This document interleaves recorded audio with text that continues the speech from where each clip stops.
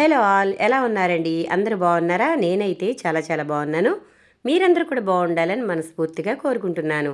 సుగుణ వంటింటికి స్వాగతం. ఈరోజు మన వంటింట్లో చాలా సింపుల్గా అలాగే చాలా చాలా టేస్టీగా కాలీఫ్లవర్ టమాటా కర్రీ ఏ విధంగా తయారు చేసుకోవాలో చూద్దాం. ఇది ఇయర్ ఎండింగ్లో మాత్రమే దొరుకుతుంది. చాలా టేస్టీగా ఉంటుంది. రకరకాలుగా వండుకోవచ్చు. మరి సింపుల్గా కర్రీ ఏ విధంగా తయారు చేసుకోవాలో చూసేద్దామా? Welcome back to my channel.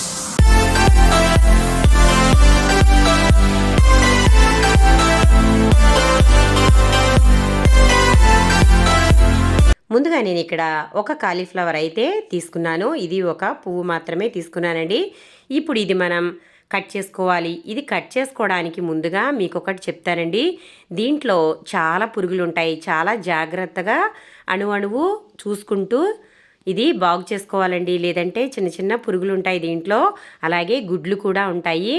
చాలా జాగ్రత్తగా దీనిని శుభ్రం చేసుకోవాలి. అప్పుడే మనకి ఎటువంటి పురుగులు మనకి తినే ఆహారంలోకి వెళ్లకుండా ఉంటాయి.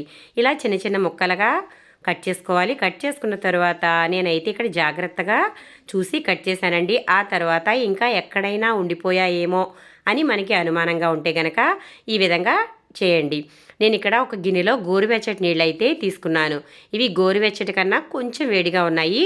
ఇందులో కొంచెం అర స్పూన్ వరకు ఉప్పు వేసుకున్నాను. అలాగే ఒక అర స్పూన్ వరకు పసుపు వేసుకుని మనం కట్ చేసుకున్న కాలీఫ్లవర్ ముక్కలు అయితే ఇందులో వేసేసుకుని ఈ వాటర్ పూర్తిగా చల్లారే వరకు అలా వదిలేయాలి. ఏమైనా పురుగులు ఏమైనా ఉంటే అవి బయటకైతే వచ్చేస్తాయి. ఆ తర్వాత శుభ్రంగా కడుక్కుని వాడుకోవచ్చు.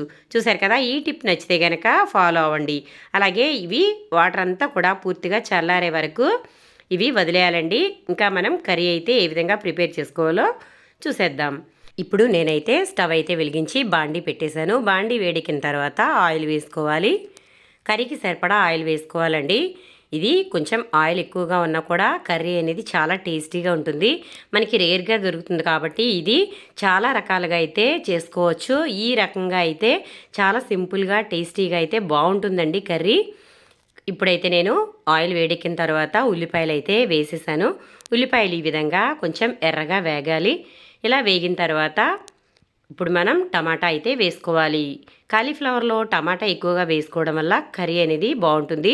టేస్ట్ కూడా చాలా చాలా బాగుంటుంది. కాబట్టి నేనైతే ఒక 2 ఉల్లిపాయలు పెద్దవి వేసాను. అలాగే ఒక 2 టమాటాలు కూడా పెద్దవే వేసానండి. ఇలా అయితే మనం టమాటా ఎక్కువగా వేసుకోవడం వల్ల కాలీఫ్లవర్ అనేది చాలా టేస్టీగా ఉంటుంది. ఆ తర్వాత కొంచెం సాల్ట్ అయితే వేసాను. ఈ సాల్ట్ వేసుకోవడం వల్ల మనకి టమాటా కానీ ఉల్లిపాయ కానీ చాలా త్వరగా మగ్గిపోతుంది. కాబట్టి సాల్ట్ అయితే వేసి ఇది కొంచెం 2 నిమిషాల పాటు మగ్గనివ్వాలి. ఇలా మగ్గిన తర్వాత మనం కాలీఫ్లవర్ వేడి నీళ్ళలో వేసి పెట్టాం కదా, ఇప్పుడు ఆ నీళ్ళు తీసేసి మళ్ళీ ఒకసారి అయితే కడుక్కుని ఇందులో అయితే వేసేసుకోవాలి. ఇలా కాలీఫ్లవర్ అయితే వేసుకున్నాను. నేనైతే కొంచెం ముక్కలు పెద్ద సైజువే కట్ చేశానండి. చాలామంది సన్నగా తురిమేస్తూ ఉంటారండి. కానీ ఇలా ఫ్లవర్ లాగా అయితే తినడానికి చాలా బాగుంటుంది. కాబట్టి నాకు ఇలాగే ఇష్టం కాబట్టి నేనైతే ఈ విధంగా పెద్ద ముక్కలుగానే కట్ చేసుకున్నాను. ఇప్పుడు ఇది మనకి చాలా త్వరగానే ఉడికిపోతుంది కాబట్టి ఒకసారి బాగా కలిపేసుకోవాలి. ఇలా కలిపేసుకున్న తర్వాత ఇప్పుడు మనం మూత అయితే పెట్టుకుని ఒక 2 నిమిషాల పాటు మగ్గనిద్దాము. ఒక 2 నిమిషాల తర్వాత అయితే చూద్దాం. చూడండి, ఇక్కడ కాలీఫ్లవర్ అయితే చాలా సింపుల్గా త్వరగా అయిపోతుంది. చూసారు కదా, చక్కగా మగ్గిపోయిందండి. ఇప్పుడు ఇదైతే ఒకసారి బాగా ఇలా కలిపేసుకోవాలి. ఇలా కలిపేసుకున్న తర్వాత ఇందులో ఒక అర స్పూన్ వరకు పసుపు వేసాను. అలాగే 1 స్పూన్ కారం వేసాను. మనం ముందుగానే ఉప్పు వేసాం కాబట్టి మనకి ఇంకా ఉప్పు వేసుకోవాల్సిన అవసరం లేదు. చివరిలో అడ్జస్ట్ చేసుకుంటే సరిపోతుంది. ఇప్పుడు ఈ విధంగా అంతా కూడా బాగా కలిపేసుకోవాలి. నేనైతే పచ్చికారం తీసుకున్నాను కాబట్టి కారం అనేది కొంచెం కలర్ ఎక్కువగా ఉందండి. మీకు ఒకవేళ కారం ఎక్కువ అనిపిస్తే కొంచెం తగ్గించి కూడా వేసుకోవచ్చు. ఒకసారి అయితే కలిపేసి మూత అయితే పెట్టేసుకున్న తర్వాత ఇప్పుడు మళ్ళీ ఒకసారి మూత తీసి కలిపేసుకుందాము. 2 నిమిషాల తర్వాత మనకి ఆయిల్ అయితే బయటకు వచ్చేసింది కదా, ఇటువంటి సమయంలో మనం ఇందులో కొంచెం వాటర్ అయితే వేసుకోవాలి. ఇలా వాటర్ వేసి చక్కగా అంతా కూడా బాగా కలిసేలాగా కలిపేసుకోవాలి.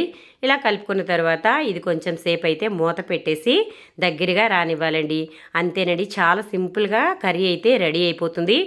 ఇప్పుడు మూత అయితే పెట్టేసి కర్రీ అనేది దగ్గరికి రానిచ్చుకుంటే మనకి టేస్టీగా ఉండే కాలీఫ్లవర్ టమాటా కర్రీ అయితే రెడీ అయిపోతుంది. చూసారు కదా ఎంత చక్కగా ఉడుకుతుందో చూడండి. మనకి కర్రీ కూడా దగ్గరగా అయిపోయింది. ఇది రైస్లోకి అలాగే చపాతీలోకి చాలా చాలా బాగుంటుంది. అంతెందుకండి, కాలీఫ్లవర్ అంటే వట్టి కూరే తినేస్తారు చాలామంది, అంత ఇష్టపడుతూ ఉంటారు. అలాగే ఇది చాలా టేస్టీగా కూడా ఉంటుంది.